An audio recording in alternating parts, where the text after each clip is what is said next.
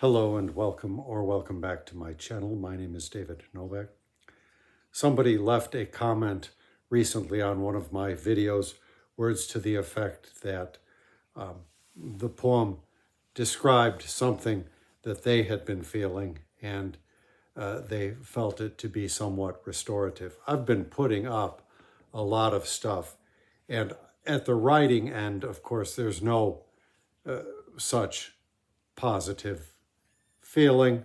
I'm glad to hear that it happened, at least on this one occasion. But for me, I thought that I needed some of the restoration that poetry offers.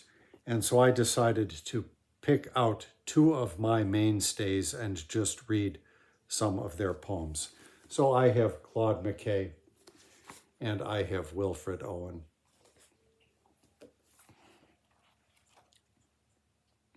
No real plan to this.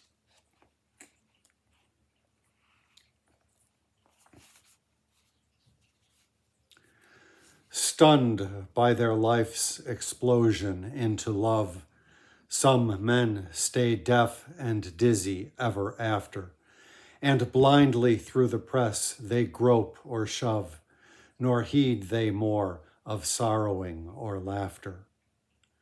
And others, having fixed their hope above, chastened and maimed by bitter chastity, grow to forget spring flowers and why the dove makes music with her fellow endlessly.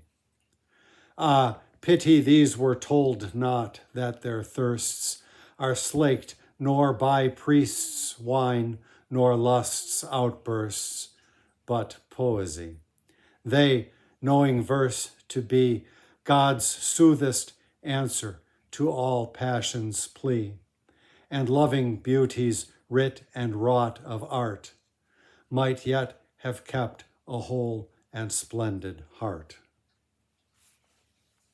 Well, I didn't expect that. That speaks exactly to the moment of what I was feeling. This one is called Sonnet, on seeing a piece of our heavy artillery brought into action. Be slowly lifted up, thou long black arm, great gun towering towards heaven, about to curse. Sway steep against them, and for years rehearse huge imprecations like a blasting charm. Reach at that arrogance which needs thy harm, and beat it down before its sins grow worse. Spread our resentment, cannon, yea, disperse our gold in shapes of flame, our breaths in storm. Yet, for men's sakes, whom thy vast malison must wither innocent of enmity, be not withdrawn, dark arm, thy spoiler done, safe to the bosom of our prosperity. But when thy spell be cast complete and whole, may God curse thee and cut thee from our soul.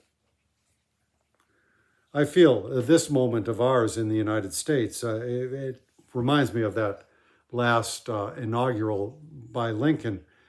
If this period that we're going through must needs come, then let us go through it. And let us hope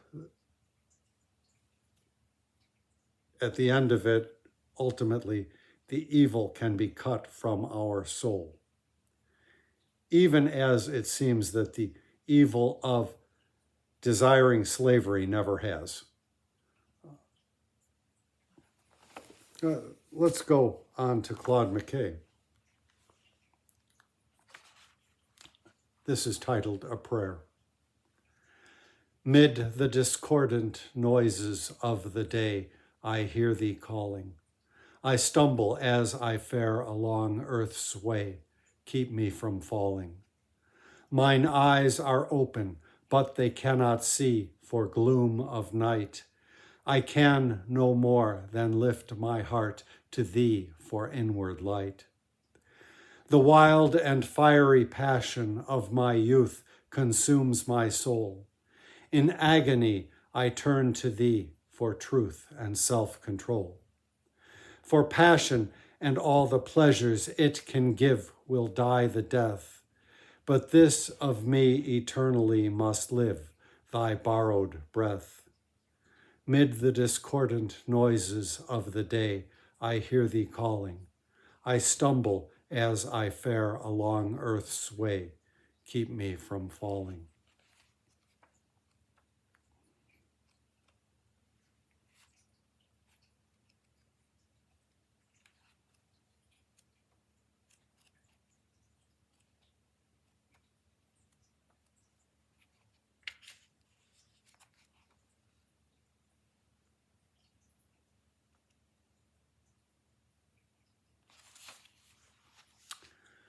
My